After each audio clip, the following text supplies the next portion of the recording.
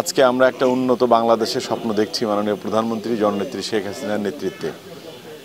সেই চেতনার জায়গাটিকে ধ্বংস করার জন্য মূলত জামাত বিএনপি সন্ত্রাসী কায়দায় সারা দেশে যে তাণ্ডবলীলা চালিয়েছে তারই অংশ হিসেবে এই গাইবান্ধা বাংলাদেশ আওয়ামী লীগের পার্টি অফিস। আপনারা দেখেছেন এই দলীয় কার্যালয়ে কিভাবে সেই ছাত্র শিবির ছাত্র দলের সন্ত্রাসীরা সেদিন আমাদের জেলা আওয়ামী লীগের সভাপতি সহ আমাদের নেতৃবৃন্দের উপরে হামলা চালিয়েছে, পার্টি অফিস ভাঙচুর করেছে, অসংখ্য নেতাকর্মী আহত হয়েছে। আমরা তীব্র নিন্দা প্রতিবাদ জানাই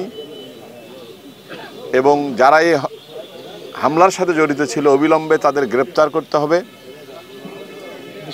এবং দৃষ্টান্তমূলক শাস্তির দরকার।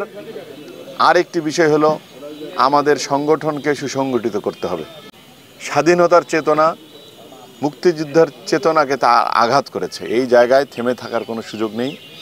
বাংলাদেশ আওয়ামী লীগের সকল সহযোগী সংগঠনকে ঐক্যবদ্ধ হবে, রাজপথে থাকতে হবে এবং এই রাজপথ আমাদের নেতৃত্বে আগামী দিন পাহারা দিতে হবে।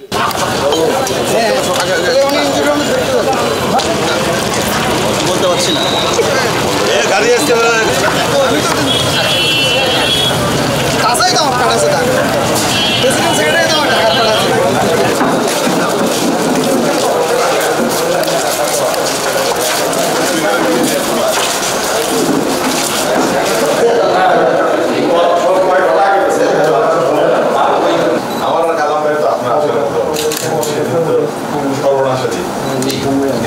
জানাজা করে দেখলাম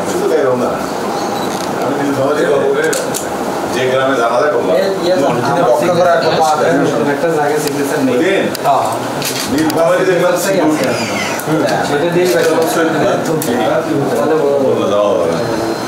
দিয়ে দিলে বললাম যে আমার দিয়ে দেন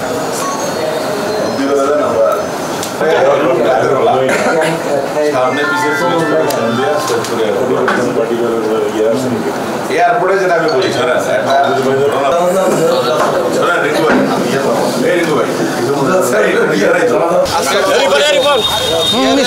কার্ড